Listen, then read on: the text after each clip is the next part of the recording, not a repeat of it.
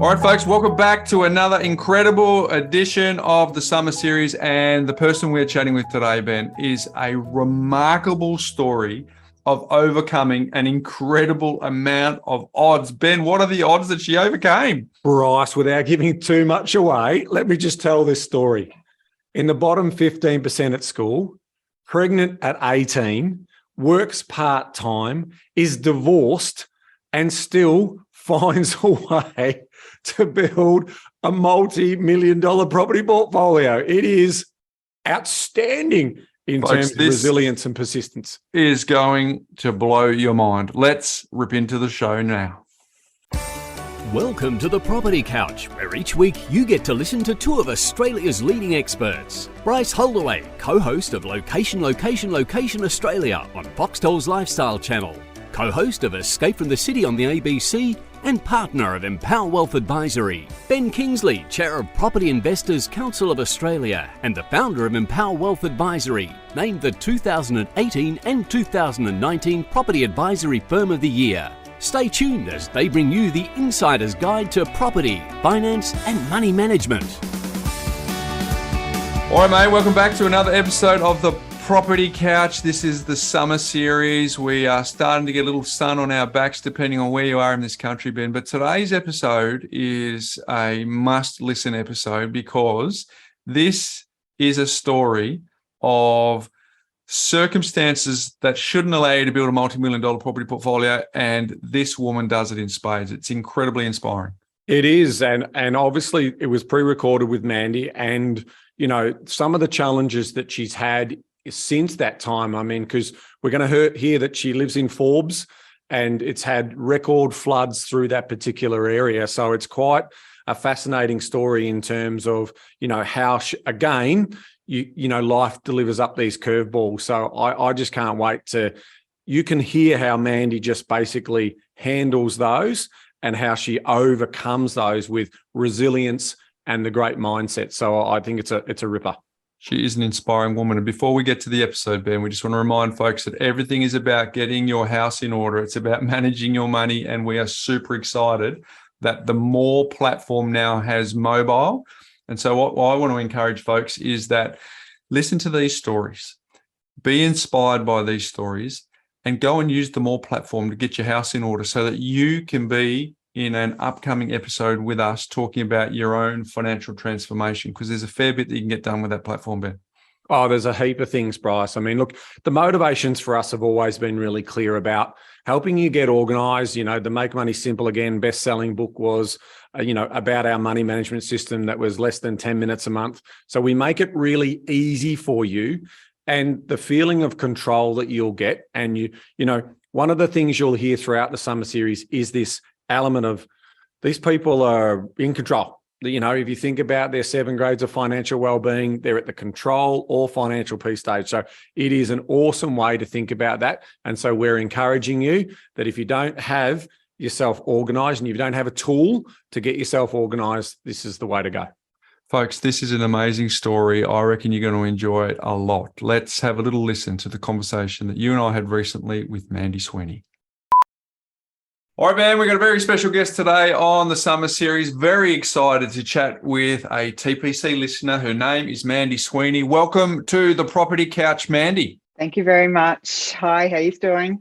Oh, we're doing super well, but I'm super excited to talk about your story today. I've got a little insight into the backstory, but we're going to unpack it and go through a few layers. But let's start with an easy one for you.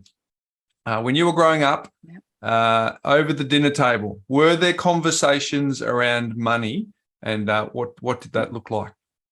Yes, well, I actually interviewed my mother and father and my sister to make sure I was on the same wavelength with them. But mum was a stay-at-home mum. She did occasionally work on and off throughout the years, but my dad was an interstate truck driver. And so he would be away for most of the week and be home for maybe 1 or 2 nights a week. So basically we were raised by mum on the sunny coast of Queensland. They were very young parents and both came from large families. My dad has 10 brothers and sisters and my mother has 8.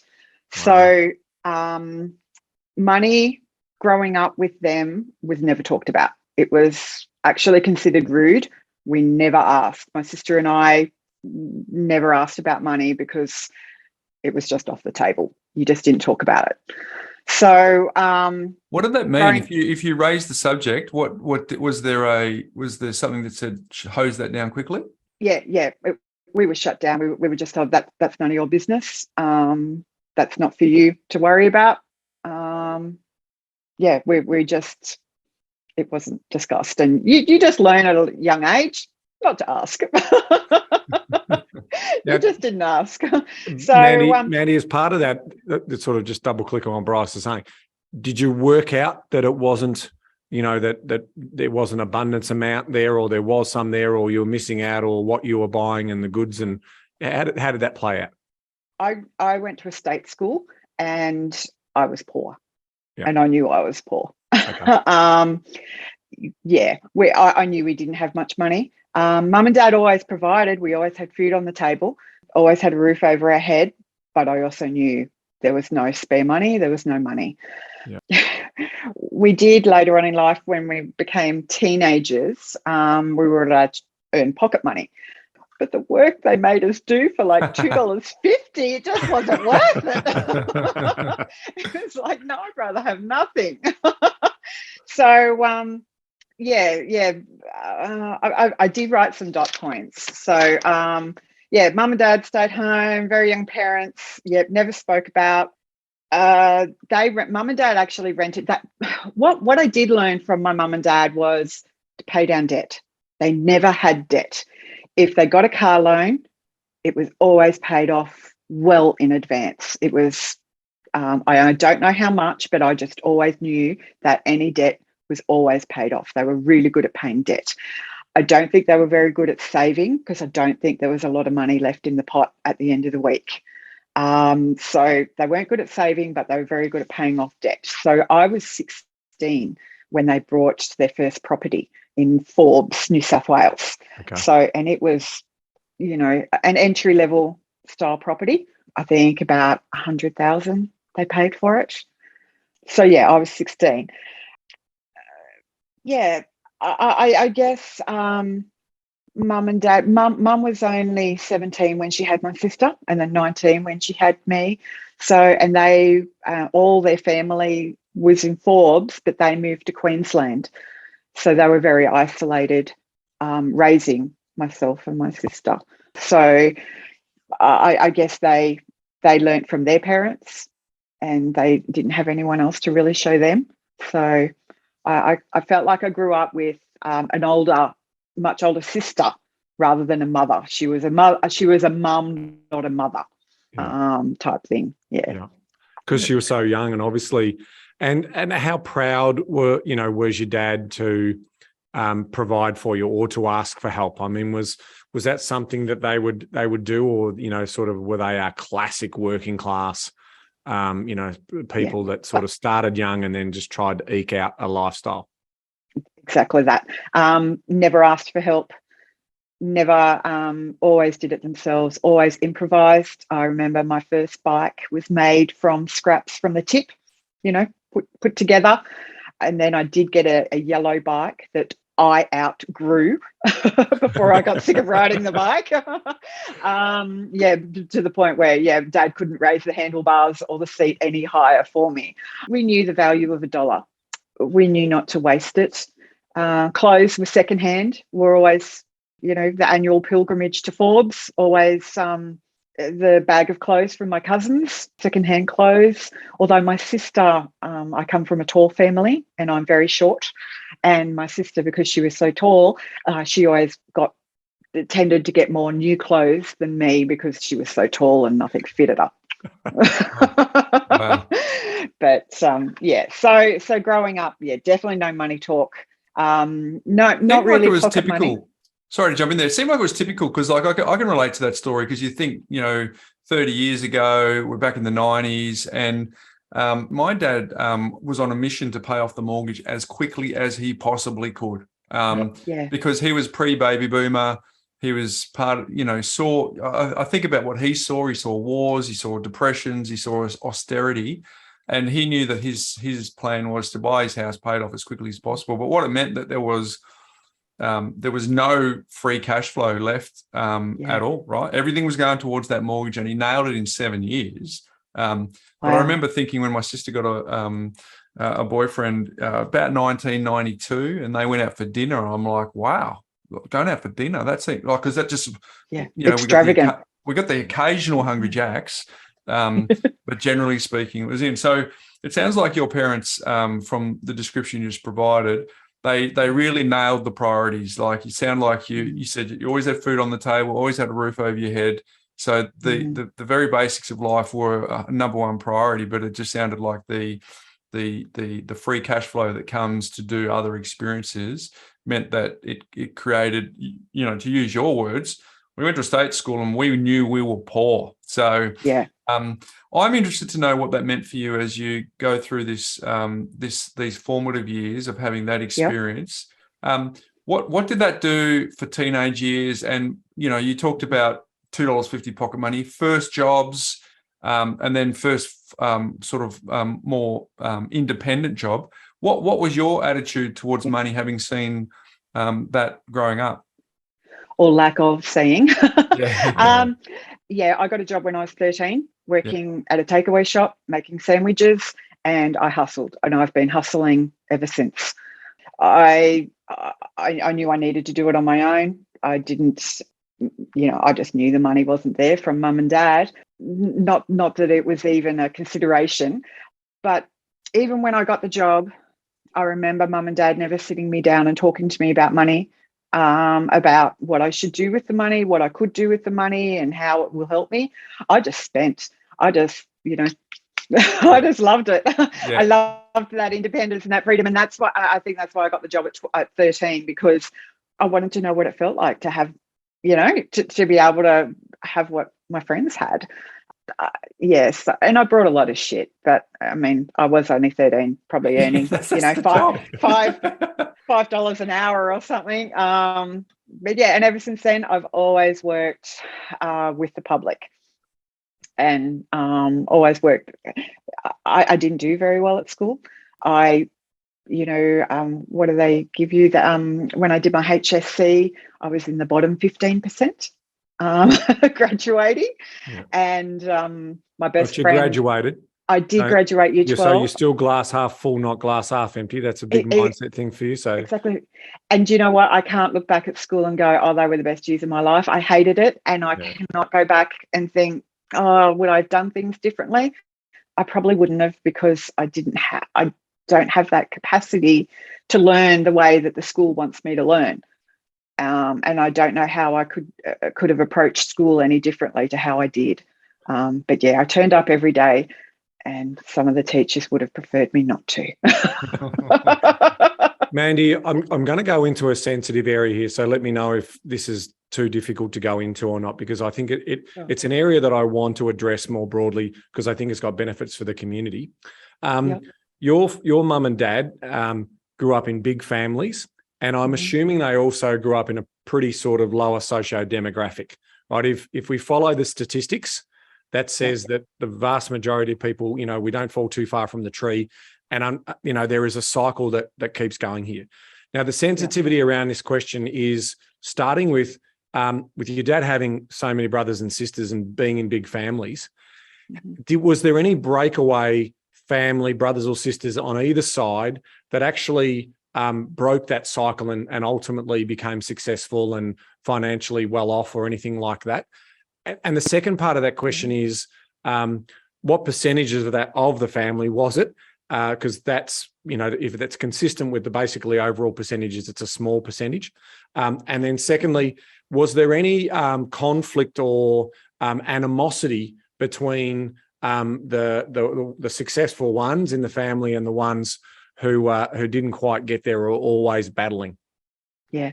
Okay. So yes, especially Dad's family, it's quite diverse. With I don't think anybody went to university. None of my aunts or uncles went to university on either side. But my dad's side of the family, most got good jobs. They got good jobs, and they married intelligent people. So they did well within their means. Excellent. So some did that, and then others were just more salt of the earth type people and just worked really, really hard, but always just stayed as the working class, hard workers. Yep. Drovers. I've got drovers in the family. Okay. Roo shooters, God bless them. But farmers, a few farmers as well. A lot of my uncles went and worked on farms as farmhands and retired as farmhands. So yeah, and so a bit of a diverse very, outcome there, which is good. Yeah, okay. Very diverse. No animosity. Everybody always still got along with everybody. They just knew what their lot was in life. Okay. And they were happy with that. There was no jealousy, there was no resentment. And that, like, I've got a couple of nurses, my aunts are nurses, and they've done really well with that. And they were really happy.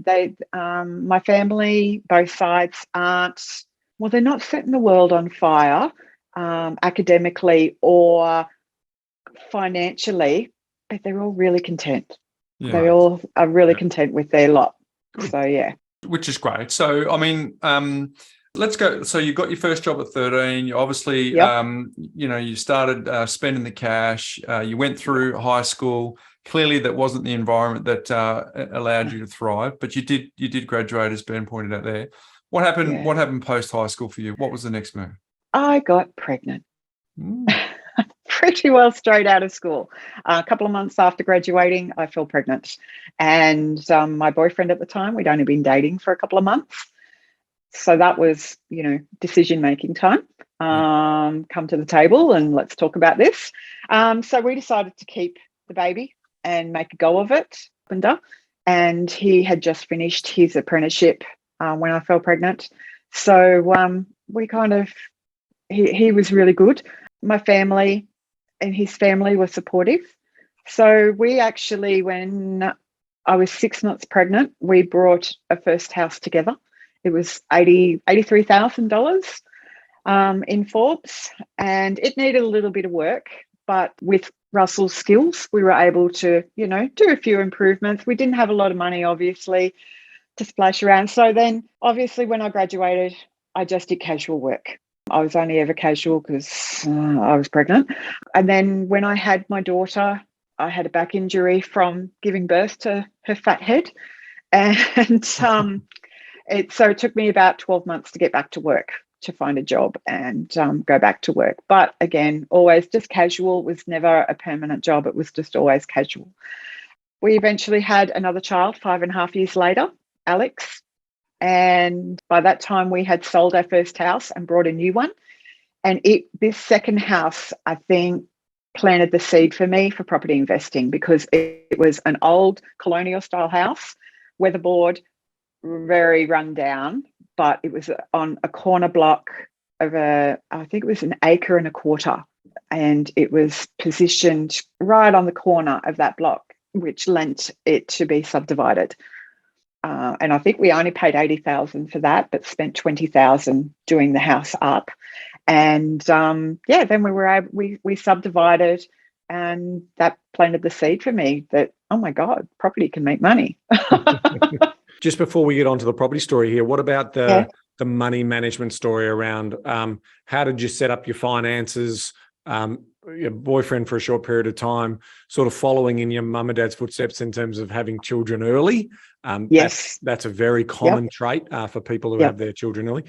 So how were you managing the family budget with your daughter? What's her name? Claudia. So with Claudia being born, how's the household budget sort of being managed? And obviously with your back injury, did it put a lot of pressure on the family budget?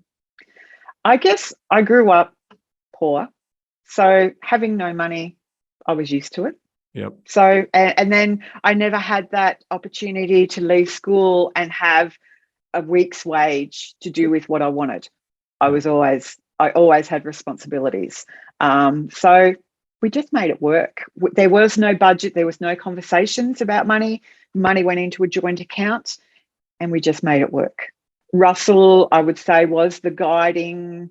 He offered more guidance to me than the other way around with money.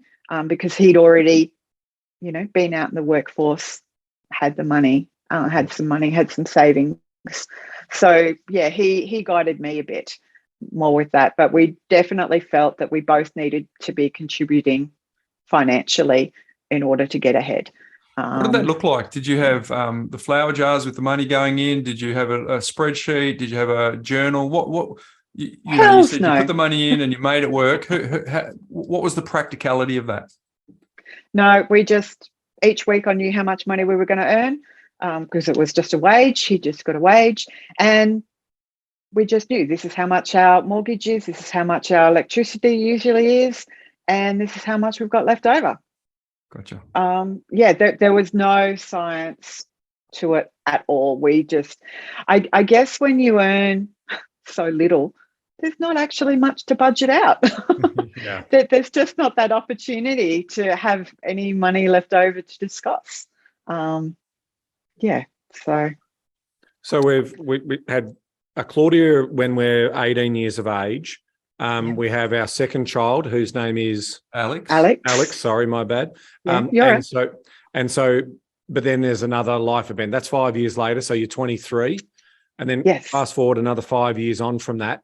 At 28, your life changes. Yes. Yeah. Russell and I went our separate ways, and so Alex hadn't quite started school. He was just about to start school the following year, and Claudia was in primary school. So I got the family house, the family home.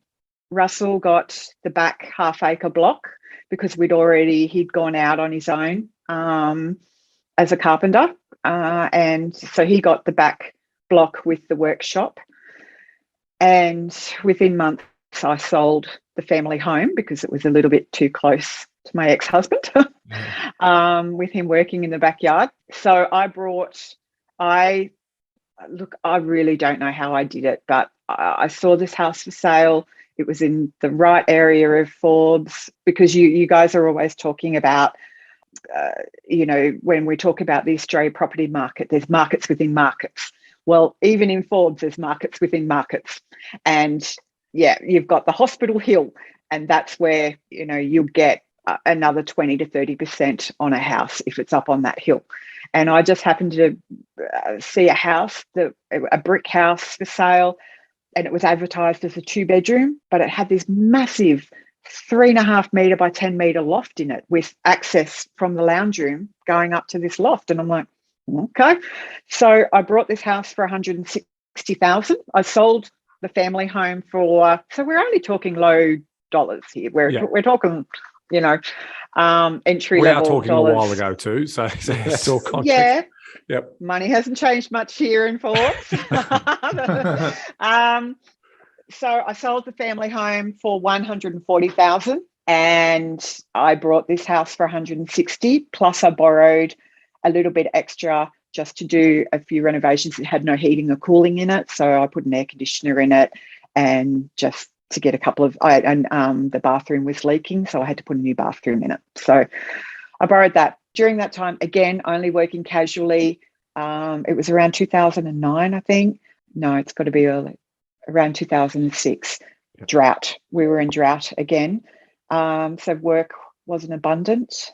So I just started renovating the house, painting it, doing up the garden, putting a fence out the front. And being in a small community, I also know people, tradesmen, that allowed me to work with them to cut out the labour costs of during renovating. So, the gyprocker would help me put up the sheets, and I'd do the painting, and the plumber, I'd dig the trenches. And so that helped reduce. And so then I improved this house. I turned it into a 3-bedroom house, from a 2-bedroom to a 3-bedroom in the better area of Forbes. And I was like, I kind of liked that. Yeah. And then I moved on. I got a contract with a government agency and I worked there for about 3 years. And that was the most permanent job I've ever had in my life. I worked for 3 years as an admin receptionist for this government agency, and as you know, it earns a little bit more than your average office work when you're working for government. So I took that opportunity. My kids had every tutoring, sporting thing going under the sun. If I could afford tutoring, I'd do it for them. Sports each season. They went to the private schools here in Forbes, and then I also just got the idea, because we had a Honda Jazz as well. So one of the first model Honda Jazzes. So it was only a tiny little car. And the kids were always at me, can we get a bigger car? Can we get a bigger car? And I'm like, I said, but whenever we own this car, we can afford to do a little bit of traveling. I said, because if we get a loan for a car, we can just look at it. We won't be able to afford to drive it. We can just look at it. So we kept this Honda Jazz, and then I decided one day, no, okay, I'll have to upgrade. So I made an appointment with the bank to get a car loan. And on the way, I was just in cold sweats. I just was in cold sweats. My stomach was knotted. And I turned around and went back to work and rang the bank up and said, I can't do it. I said, I'm really sorry. What was going on? The fear of going into debt for a car just made me sick, physically sick. I just couldn't do it. So I went back, and then within a month, I went back to the bank and bought a block of land for $40,000. And I didn't think twice of it. I just went straight in. And wow. It just felt like the right thing to do. It felt like the right thing to do, of course. In hindsight, it was a brilliant thing to do. But let's just build some context. You just got out of a significant relationship you'd been in just out of high school. You've got 2 kids.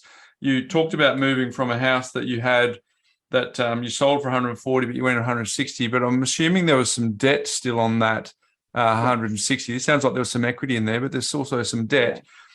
And then there was drought. And so there's some big emotions that we're processing at this time. You know, I'm on my own. I've got these 2 kids. I've got to service loans. And, yeah. And by the way, instead of buying a car, I'll just buy another block of land. Like, you said it nonchalantly, but they're big decisions, Mandy. So can you talk to a little bit about your mindset at the time? Yes. I bought the first house after the divorce, knowing that this was it for me. I can't rely on anybody else to support me, to help provide for me or my children. I was it. I knew that I was only ever destined for entry-level work, receptionist, checkout chick, waiter, waitress, bar attendant, that sort of thing. I didn't have the intellectual skills to further myself that way. So I knew I had to hustle.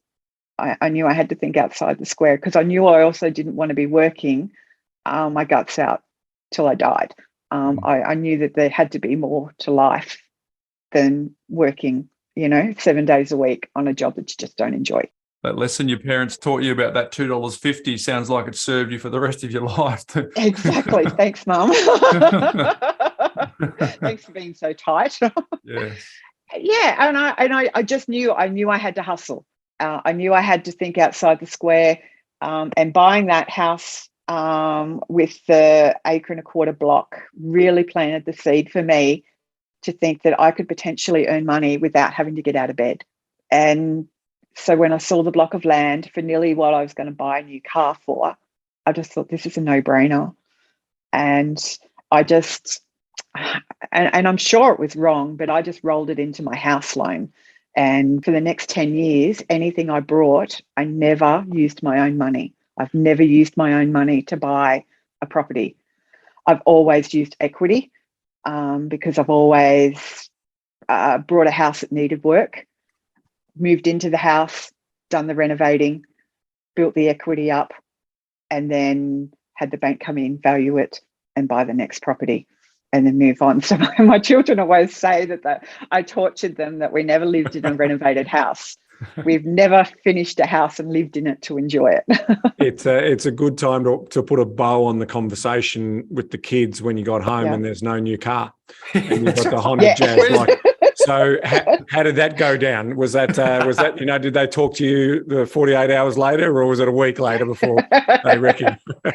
It's really funny because once I became a single mum, well, in reflecting, I actually thought that if I had stayed married, I would have raised my children the same way my mum and dad raised me.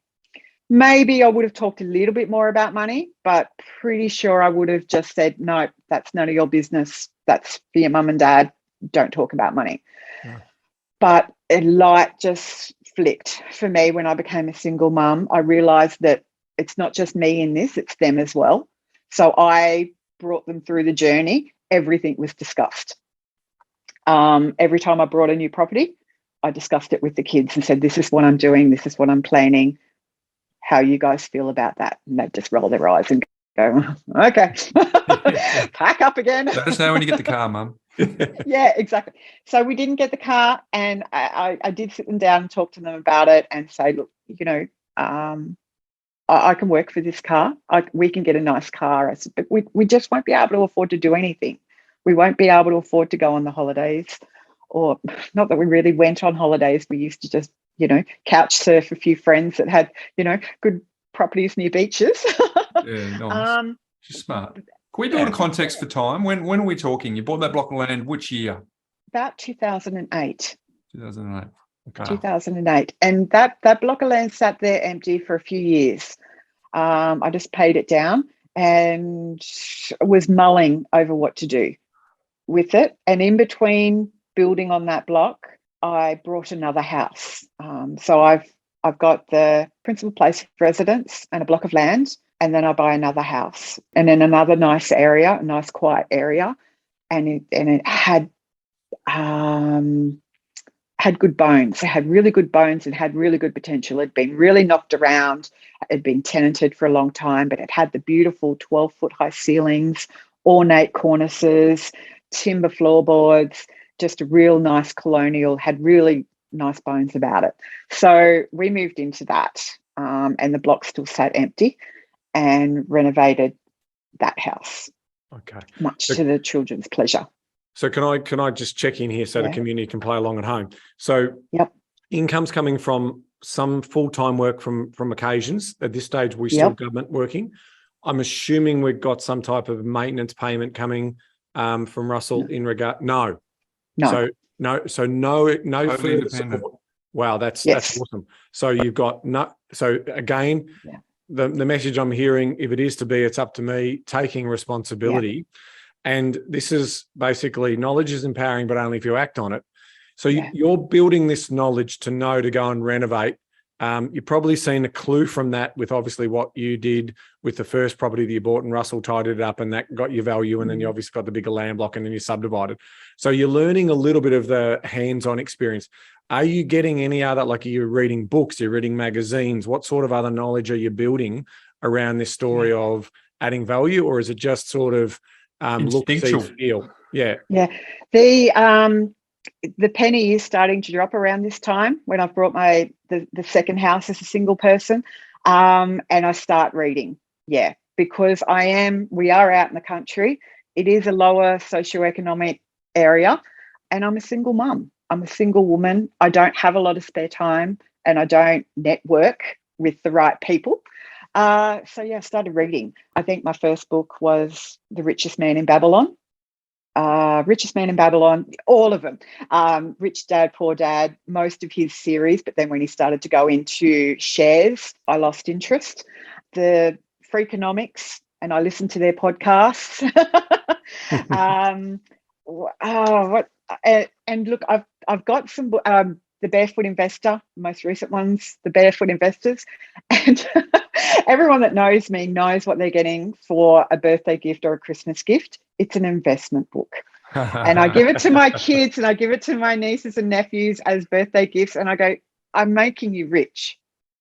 I'm going to make you rich. Yeah, read these. Knowledge is empowering. That's it. And I always say to them, I said, it's all there. You've just got to read it. But you've also got to find what each person's carrot is. Like my son read The Richest Man in Babylon, but didn't quite clinch it. But he read Barefoot Investor and he got it. My daughter, she read Rich Dad, Poor Dad, and she got it. And they've gone on from there. So yeah, definitely I started reading. Man, you're the for a lot of people, they think I've got to read 20 books and then I'll start. But you've actually just shown that you're going to learn more. Here's a lesson for the community. You're going to learn more by probably reading one book to get you started and then doing property investing than you would reading every single book in the library on property. Yeah. Because it's not until you live it and you experience it. Because it sounds like some of the stuff you were just going on instinct, right? Because we are talking late 90s, early 2000s. There wasn't a lot of podcasts. There wasn't a lot of seminars. You're as isolated as they get. So it's really important for people to understand that you were doing and learning and accumulating and sharply learning and making observations and then using that to guide your next move. So you're I can't wait for the audience to hear the full extent of your portfolio. Big reveal. But it's exciting to see how you're building this up. And because I've also got a mindset question for you, because again, your words, you were poor. You were a single mother. You're in a small town. Did you come up with any barriers, any stigma, any problems with borrowing money? All of a sudden, you're this poor girl who's now buying in the best part of town. Did that provide any challenges? There's a few things here that would be interesting to understand. I guess I kept it pretty quiet, what I was doing, because I felt uncomfortable. A lot of my friends weren't, that they were just renters. So I didn't want to rub, I felt like I was showing off or rubbing in their face or if I talked about it. So I didn't really talk about it to my friends. I was going off a lot of gut instinct. My family were against the properties. They didn't agree with it. They thought I should just be content with one house and live in that house. It was really hard to network. It was really hard to get knowledgeable people in investing to talk to me. Being a female, being single, they were usually wealthy married men. And if you're a single woman in her 20s approaching the husband and obviously it was just hard. It was just really, really hard. Yeah. Well, I can picture the bank manager, like in a classic little country town who wants to have a cup of tea with you and talk you out of it. How was that? Ultimately, at the end of the day, did you get a great bank manager who said, yeah, let's rock? Or did you get the one who says, I reckon this is about enough, Mandy. I think we're probably getting ourselves into a bit too much debt. Might be overstretching yourself a little bit too much there, Mandy. Yes. Well, I did get that, but I always went in prepared. I always did my math. And again, I guess I started when I became a single mum, the budgeting. And I needed to make ends meet. I needed to put food on the table for my children. So I learnt the art of budgeting and I learnt what I could and couldn't afford. And I knew if any of my properties I couldn't afford, the property couldn't cost me anything. If it cost me something, I couldn't afford it. So the potential rent had to cover the mortgage, the rates, the insurance, the water, everything. And that's after the vacant block of land, which you bought for 40 grand, which is not income producing. So was that a lesson from that in terms of, next time I need to have something covering itself? Yes, but the block of land, it was an impulse. Actually, everything I've bought has been an impulse buy. I buy houses like other women buy shoes. Right. Yeah. Right. Yeah. So I guess I still don't, at this stage and at that point, I still don't regret buying the property. It's still in the back of my mind that I'm going to do something great with that property and it will work for me. So I'm happy to still chip away and pay the rates and pay. I mean, the rates were like $800 a year for, it was an undeveloped block was $800 a year. So it was manageable. And the mortgage for it was already wrapped up in another mortgage. So I kind of didn't feel it wasn't hurting. It's 40 grand, right? So it's not a big number. Yeah. It is a big number. When you earn 35 grand a year, it's a big number. Yeah, of course. Because that's kind of where your income peaked too, isn't it? You know, when you were Yeah. chatting with us, you said that you never earned more than 36,000. So that's an important Yeah. footnote. Yeah. Yep. Absolutely. Still to this day, it's probably up around the 42 mark now, 42,000 a year. Yeah. But I don't include the properties as because I'm still, my goal is to retire at 60, as in retire all my mortgages at 60. So that they're all paid off at 60. When I turn 60, that's my birthday present. All my mortgages are paid Let's out. give context. How many years away is that? I'm 46. Okay. So we've got 14 years to go. 14 years to go. And so we've moved into this renovators property. So it's obviously owner occupier appeal, good bones, character, charm, 15-foot ceilings or 12-foot ceilings, as you're talking about, the Baltic pine 6-inch boards. I can picture it now. And you move into that and you renovate it. Take us to the next step in the story. Everything goes downhill. The drought hits. I lose my job. And that was working for the government. I lose my job and I had no money. I had kids in private schools and I had a mortgage. So my cousin gave me a lifeline and said that he had a workers' cottage on his property about 45 minutes away. And I think within the week we packed up and moved rent-free on this property that needed work doing to it. So we stayed there for a year till I could find work, and I did. I hustled and found work. I had a couple of jobs going, and that helped get. And when I moved out, I rented the house, which then covered the mortgage. So that saved me. But that was a really, really dark period, and that was a period where my family and friends were pushing me to either sell the block or sell the house. To help me out, to give me money, but I just couldn't sell them. I just knew that they were pivotal in my future and I just needed to hang on to them.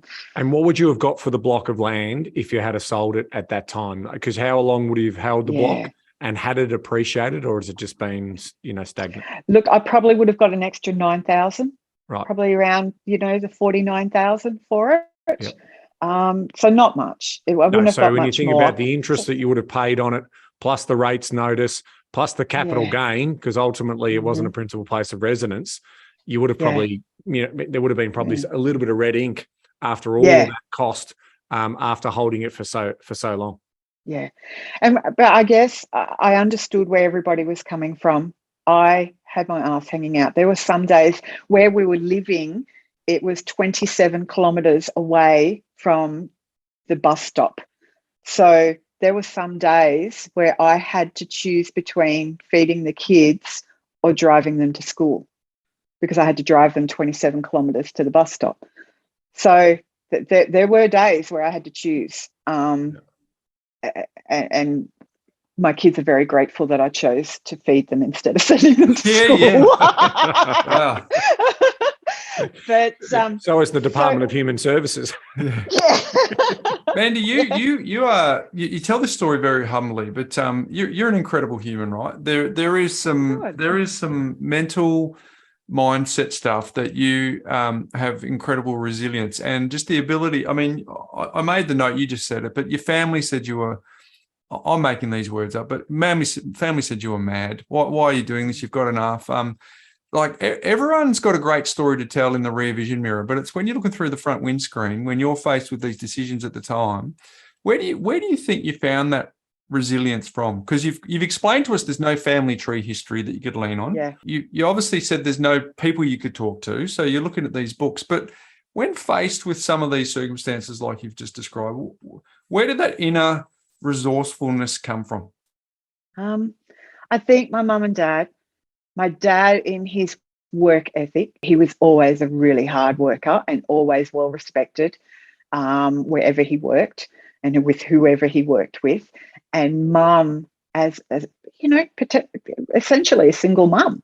She was a single mum. She raised us and she did a really, really good job. And I think from them, and the fact I had these two precious kids looking at me and needing me. I had no option but to hustle. I had no option but to succeed. I just thought I knew it was only a moment in time, this really bad period. It was just a moment in time. And if I could just get to the other end and keep the two properties that I had, I'd be all right. No, three. I had the two houses and the block of land. Yeah. Yeah. And so you moved back a year later back into that house to finish off the renovations. Is that what happened? No. I finished those renovations off while the tenants were in there. Okay. It was pretty close to being finished anyway. Yep. But while the tenants were in there, that way I could claim it on tax. That's very good. You know your maths. Yeah. Know your tax. What's claimable, what's not claimable. Yeah. Did the drought break at that time as well, or no? You were still in drought? No, we were still in drought, but I was hustling. I was I ended up working in the kitchens at the hospital, and also at a reception job for the mental health facility, local mental health facility. Loved both the jobs, really enjoyed them. But then my daughter, also during this period, I ended up buying, after about 12 months of living rent-free, very generously off my cousin, we went through a really bad mouse plague, and the shack that we were living in was on the ground and we were just inundated. It was just horrific. Anyway, I decided I couldn't live there anymore. So we brought another house in a even smaller town outside of Forbes. It was cheaper than paying rent. So I thought, well, I'll just buy it. And then we stayed there for about 2 years in this other smaller town. My daughter then was getting badly bullied at school. So the decision I made was to send her to a boarding school because she was smart. She was book smart. And I wanted her to do well. But I feared at that period of time, it was, if I didn't do something drastic for my daughter, I was going to lose her. I thought something would happen. She was in a very dark place. So I sent her to boarding school in Sydney at $35,000 a year. And I was earning $34,000 a year. So the car got sold to help pay for the school fees. And my son and I moved back to Forbes into a 2-bedroom apartment, was paying $135 a week. And all my money went to the boarding school for Claudia, for her to stay there. She did year 11 and 12 in Sydney. And it was hard. It was really, really hard. But again, I was still able to retain my properties. And Alex and I lived in a 2-bedroom flat. And Claudia would sleep in the lounge room when she came home for school holidays. Is that mathematically possible? If you're earning 34 before tax and you got to pay 35,000 after tax, you're good at maths, Mandy. That doesn't add up. I know. No, I sold my car, so that so I got a bit of money for that and paid about 10,000 off straight away off the school fees, and then I paid $350 a week on the school fees every week, and then I received about a $6,000 tax return that year. That went off the school fees, everything I earned. So obviously that's the working wage that you were getting, but obviously you were getting rent off the other 2 properties. Yeah, but they weren't breaking. They were only just breaking even. They weren't making me any money yet. So coming back to Bryce's point, then, how did you get groceries? How did you ultimately? There's still an ongoing cost associated with. Yeah, we visited mum and dad a lot for dinner around dinner time. Okay. Yeah. Oh yeah, we used to. No, it was hard. It was really, really hard. And so there were some weeks there wasn't even, the money was gone before I even received the money from work. It was hard. But at the end, when Claudia graduated, I owed $18,000. I was able to pay it all off. And my mum and dad wrote the check to pay that off so that she could graduate, because they told me she wouldn't be able to graduate unless, all the money was paid, which I knew, which I understood. because, once you're not invested in paying for it, why would you keep paying? Yeah. So mum and dad wrote the check, but I paid them back within a year of writing that check. I had paid them back, again, just by budgeting. Can I just check in on, this is obviously a big impact for the kids as well, right? So Claudia and Alex are coming on this journey with you. You're educating them about the delayed gratification here. Trust me, there's a payoff date coming. It's going to come at some point.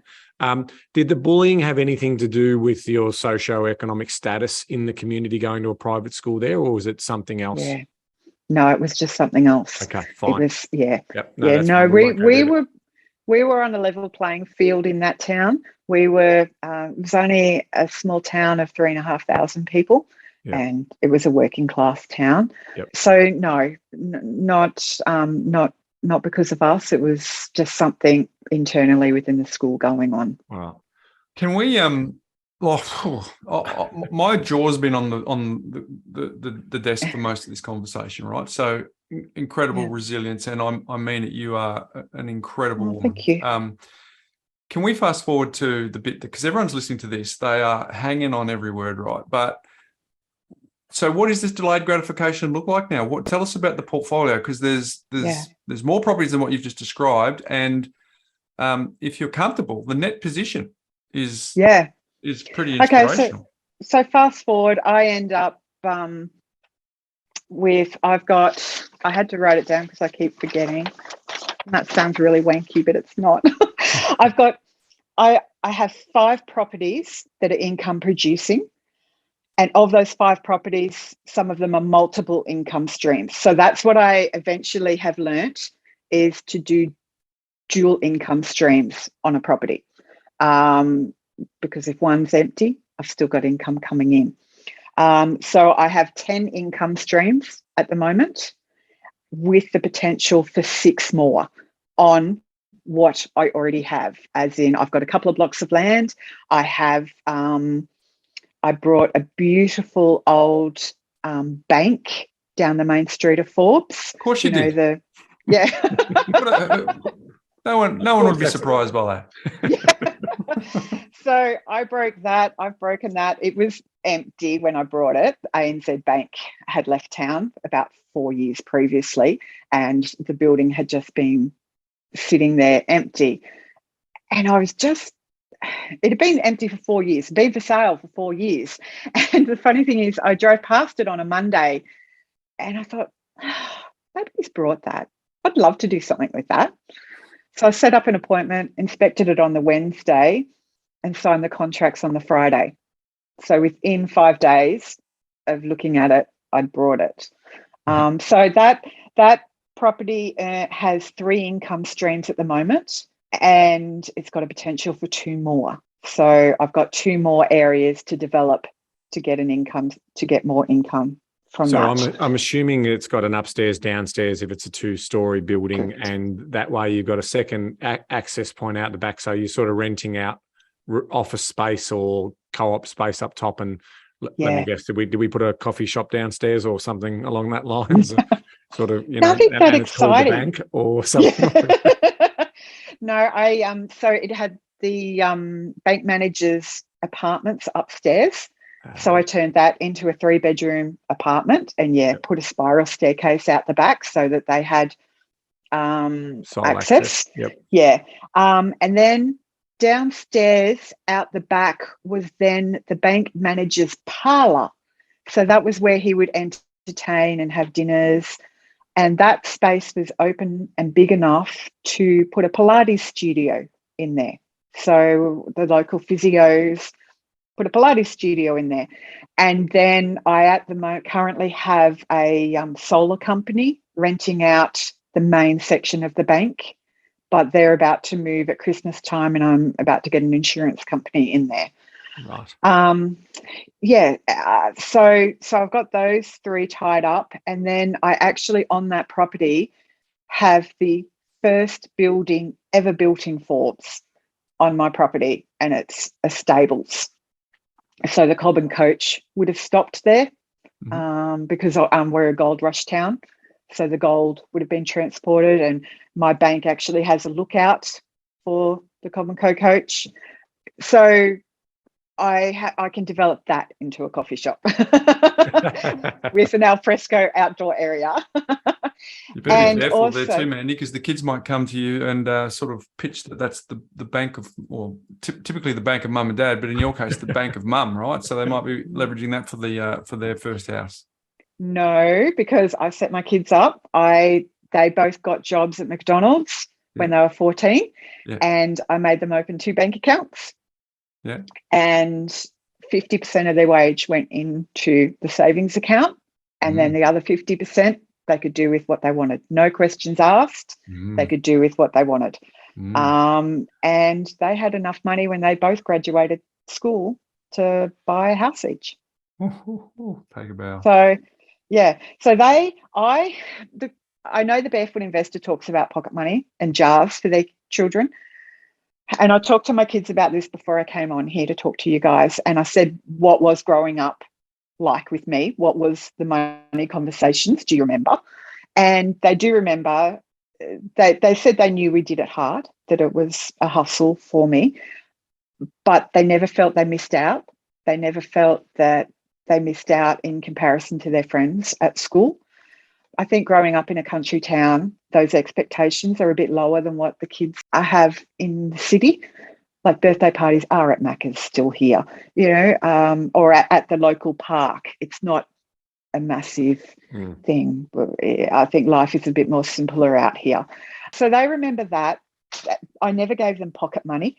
And my thing was, I never wanted those expectations of getting money each week, because there are some weeks and months that I just couldn't give them any. There was no spare money to give them. And I have a strong belief in, if they helped do the housework, the kitchen, the dishes, made their beds, that sort of thing, that was part of living in a living.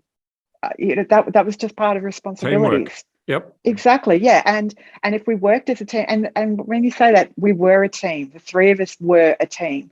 And if one dropped the ball, the other 2 would help pick it up. I remember instances where I would find $5 in my wallet because my son knew that I was really broke that week, and he would put money in to my account.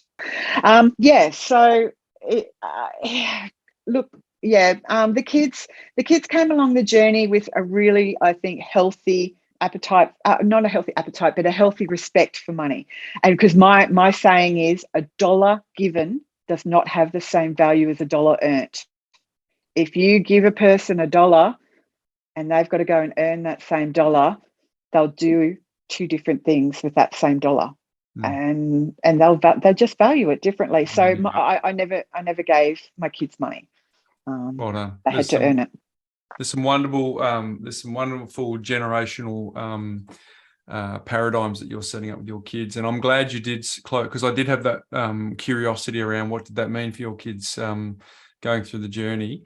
Mandy, my wrap-up queries for you are this: if you're comfortable, I think you're comfortable that I was telling you 7 properties. That's a mix of commercial, vacant land, and residential with multiple income stream properties. So you shared that with us before the interview.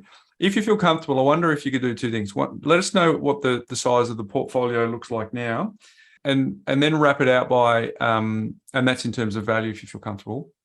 And for me, wrapping it up in, what will it feel like for you when you get to 60 and you've retired out the debts, and you'll have created this incredible pathway with an incredible journey, with incredible stories based on the beginnings that you described at the top of the show? What will that mean for you within yourself?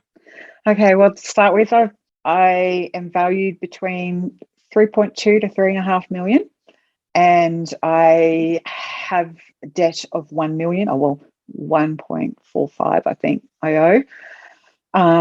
So basically, if I had to sell everything, I'd have, let's say 2.3 in the bank. I'm pretty happy with that. Yeah, you should be. But it's funny, I don't look at the value though. I don't pay too much attention to the value. I'm all about the return, what it makes me, the income, because from you guys also say, why would you sell and which I have had to sell a couple out, ones that weren't performing very well. And I've also made an educated decision to sell one property that had good equity in it so that I could develop a better property, so that I could release that equity, have that money to develop a better property that was going to earn me more money in the long term. So currently, if I earn around 147,000 a year on rental income. And if I don't buy any more properties and just continue to develop what I've got, build on a couple of blocks of land and develop the other 2 areas at the bank, I will be earning another 90,000 on top. But I would have to spend another probably 800,000 in order. So I've got to weigh it up to see whether it's worth it. I guess I still live very frugally, and I just love providing really good quality properties for my tenants. I love it when they walk in and go, "Oh, I've got to rent it." I just really enjoy it. And I really enjoy providing good quality but affordable rent for my tenants, because I want them to have that sense of ownership so that they take it and run with it and can do things with the properties and stay. I want them to stay, because a week's loss of rent, you might as well knock $10 a week off your rent. Each time they move out, there's that loss of income. So I'm really proud of my kids in the fact that I was able to teach them these things, and they've got a really good start in life. My daughter had 2 years off when she finished school. She took 2 years off, saved and bought a house, and then went to university. So when she graduates, she'll have debt, but she's got a house. She's got an investment property. And, it's just so empowering. And so I'm so grateful that my kids were able to learn those lessons from me. How great's that? And you know what? I'm going to be fine. If I lose, if I can just hang on to one, if the market crashes and it all goes to hell, I always stay on principal and interest, because, again, I adopted that pay down the debt from my parents. So I've always, only in the darkest time did I go to interest only to reduce my payments. And that was for 2 years. And it made me physically sick to do that. So all my properties are always principal and interest. And all my properties have to pay for themselves, or otherwise I can't own them if they don't pay for themselves. So I've got some quick fire questions for you just to sort of round out, because we could spend all day talking to you, Mandy. You're a Moorr user. You've got all the information inside the platform. MoneySMARTS. How do you sort of set up your MoneySMARTS and use that as part of the way in which you now organise things? Do you do the annual rollovers, or tell me a little bit more about that story? I'm still on my L plates with it. Yep. I'm still getting the hang of it, but enjoying getting the hang of it, enjoying learning all the little tips and tricks that I can use in it, because I guess over the years too, love budgets now. I love budgets, and it's a live document, so you can. I'm always tweaking it, especially when I buy a new property. Yeah, in it comes. I get to do my budget again. Well, we've got some exciting stuff coming in that space, which will blow your mind in terms of some of the gauges and instruments. I know. Coming. So, just a couple then. So you've climbed this mountain up, and at some points you were climbing and not going anywhere. You're crawling. You're getting to the top of this mountain. When did you have the realization that you're now running downhill quickly? Like when did it sort of arrive in your mindset to say, I've actually, from this point forward, really nothing, as you can say, could break the strategy? Because even if there was a massive downturn, you've got a clear amount of cash flow, a clear amount of everything that's coming. So when did you have that moment of peace of mind? And ultimately, why are you continuing to drive forward when effectively it really will be debt free by the time you're 60? I probably still don't feel that that freedom, that sense of achievement. I don't think, and I don't think I ever will. I don't know why. I think it's always having to hustle all my adult life that I just feel I haven't made it yet. And well, I guess can tell you have. And what we don't want you to develop is financial anorexia, right? Like, and ultimately not being able to enjoy what you've built. Because now, if this brings you much joy, and as you say, you get great joy and reward out of contribution and passing on it, and obviously telling the community today about your story, if that's not motivating for them, I don't know what is. And ultimately, that's part of that contribution piece, right? So, you may do more work in that area in terms of, because in theory, if you did stop now, you are going to reach financial peace as part of our 7 grades. And obviously the final grade is contribution. Now you're making that in the knowledge that you're passing on and telling your story as well. But there will also be, it'll start, your portfolio will start spitting off more and more cash and more equity. So then what you decide to do with it in terms of the contribution you make is ultimately your choice. But what I will say is go off and buy yourself a new car. Go off and enjoy a bit of that money. Yeah. Give yourself some rewards along the way, because if you don't, ultimately, I would feel bad for you. Now, if you've got your own, happiness, that's great. But there's certainly something in there to sort of say, splurge, have a little holiday, move from economy grade to maybe a 4-star or a 5-star hotel. Give yourself a few treats along the way. I guess, in honesty, I have started to do that. Good. I have. My mother and I in 2019 went to Europe and we flew business class. Yay! So and that was pivotal. That was like, oh my God. And I did buy a new car. I've got the entry-level Alfa Romeo, a little tiny Alfa Romeo, one up. And I actually, funnily enough, that little Honda Jazz that I had, I ended up keeping it long enough, and I gave it to my daughter when she got her license. Ah, nice. Nice rounding out of that story. Yeah, both the kids got a car worth under $1,000 each, because when they went into adult life, I didn't want them to go into debt for a car. Yeah, I wanted them to have a car, and they've only just recently both upgraded their entry-level cars. But go on. Sorry. No, I was going to say my final question to you was really around. You've got the floor, you've got the community. You mentioned when we first introduced before recording that you've made plenty of mistakes, or there's things that you would look at again. Can you just share a summary of what they look like?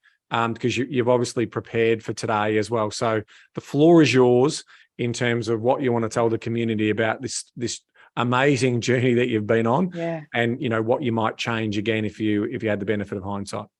Yeah. Oh dear, I wasn't ready for this, believe it or not. I just knew I wanted a better life for me and my kids, and I didn't want to have to work. And I just want all the single mums and all the people struggling on entry-level wages to know that it can happen, that you can just do it.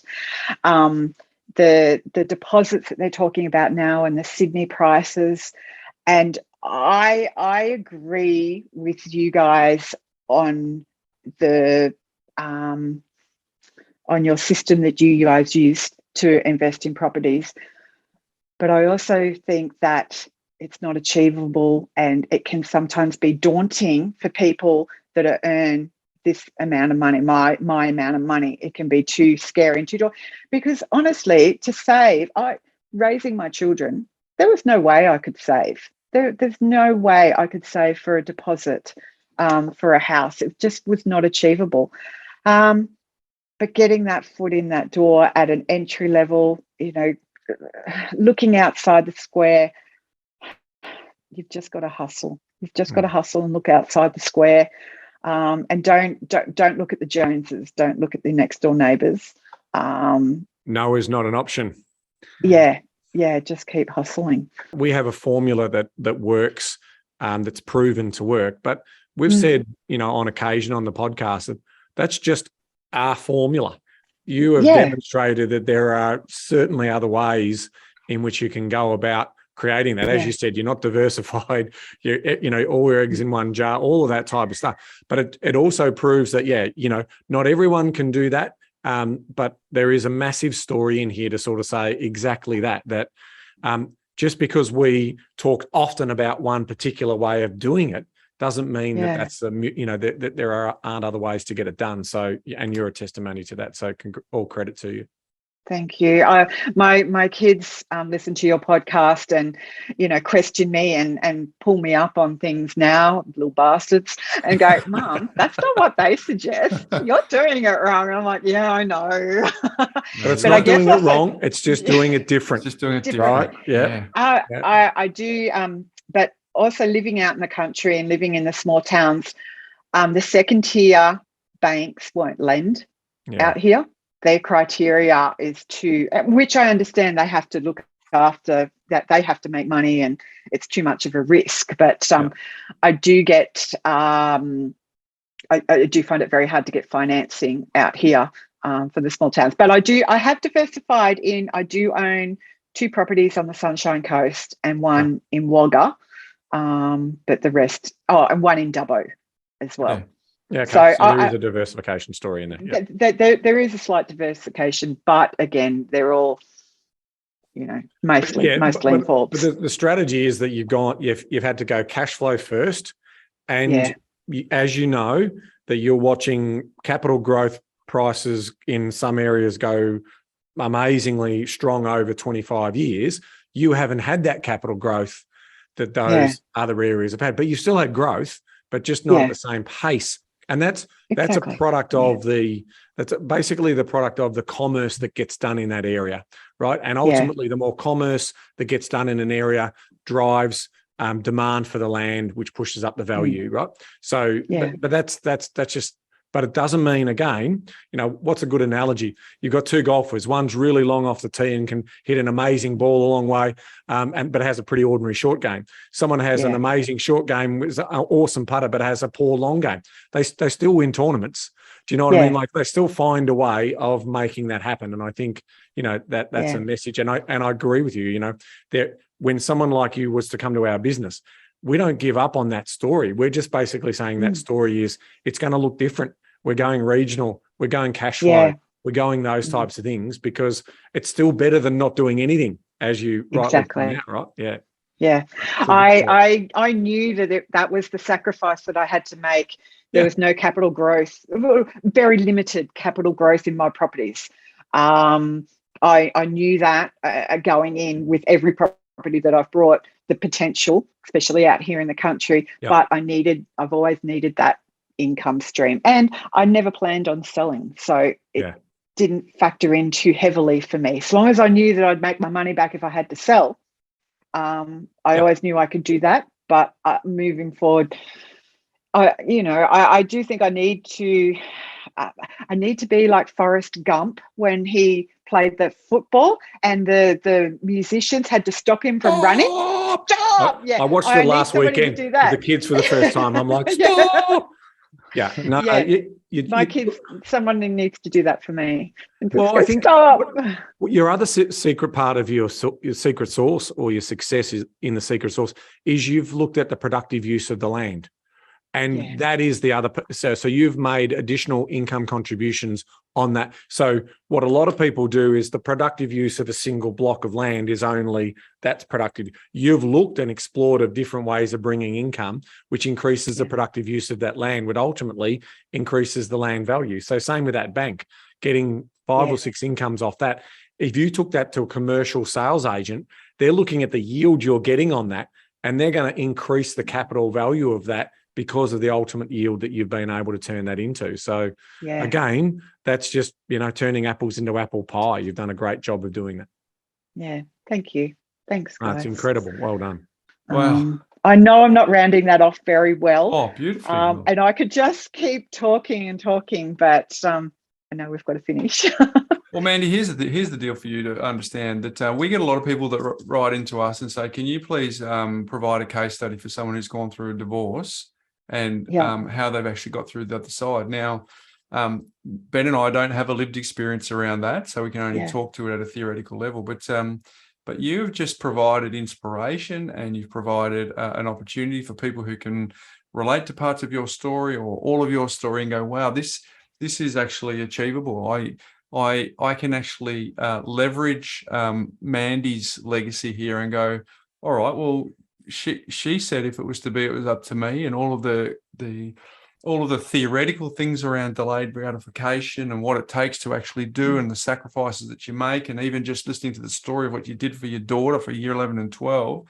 There are certain times where Ben and I have a wonderful, wonderful opportunity with this podcast, and we love talking to everyone that comes on here. But every now and then someone like you comes along and just absolutely floors us and gives us an opportunity to reflect on just amazing humans and their spirit and their character and where they get this resolve from within. So I'm really excited that you put your hand up to say that you would come on. The interesting point that Ben leaned on before, and I just wrote it down, where you said, I don't think I will ever have freedom. I hope that's not true for you. I hope that you get an opportunity to upgrade the software that is running in your mind, because you're running the latest iPhone phone with old operating software, because you've now got circumstances that allow you to live freedom, which what that means to you. You described a couple of those business class things, but I know there's a big legacy for you that if you had that opportunity to overcome that, imagine the modeling that you would do for your kids, because you've modeled how to set them up financially on paper. But imagine if they could see you model how to live a full life with experiences where I'm not just saying that I'm going to, pass this on to the kids or whatever your plan is. I'm actually going to take a little bit for myself and enjoy myself. When they watch you and they see you do that, that will be monkey see, monkey do. That's going to be something that will provide an incredible legacy for your kids. So, but you've offered hope for divorcees. You've offered hope for people who can't afford to buy in the big cities. You've offered hope for people who don't have the most amazing scholastic background. You've offered hope for people who the traditional schooling system doesn't suit. I mean, you provide inspiration in so many ways. And Ben said before, I mean, we've been going for how long now? There was a whole bunch of ways that I would love to have pressed in on some of the things that you said. So I'm going to round it out by saying thank you. I think there's going to be a lot of people that get an enormous amount of benefit from what you've shared. And well done. You're a legend. Thank you so much. Thank you so much. I've just enjoyed it. I've just could do it all day. Appreciate it. Thank you, guys. And I love what you're doing. Keep it up. Thanks, and Mandy. I'm so glad that the Queensland government changed their mind on on that tax. What I heard then is Mandy's going to help you lobby on the next big issue, Ben. Yes, I heard about the cans one. So yes, you've got my vote. Very good. Well, again, on behalf of everyone here at the Property Couch, thanks for putting aside the time to talk to us today. Thanks, Mandy. Thanks, guys. Have a good Arvo. Bye. Wow, folks, if that doesn't inspire, I don't know what does. Just resilience. Stay-at-home mum who worked out how to get past some conditioning, had a mindset around that she didn't ever think that she would have freedom. Some of the sacrifices that she was prepared to make. I mean, far out. If that doesn't get your motor firing, I don't know what does, man. Look, there's contribution in this story too, Bryce. So, from Mandy's point of view, she has financially transformed. It is an unbelievable story. And people who are long-time listeners to the pod might be going, oh, but, she's done it differently than what you would normally say. Well, yes, we normally talk about how value is created in land over the long term from economic activity. All of those things are true, but it's a massive property market. And there are different ways in which people make money in that market. It's no different than the share market.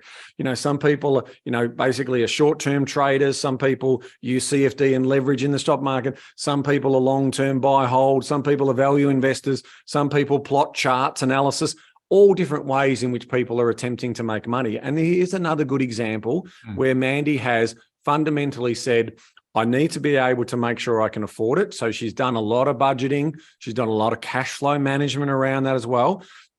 But she's clearly demonstrated that. Back to the point around that contribution, when she felt like the right thing to do.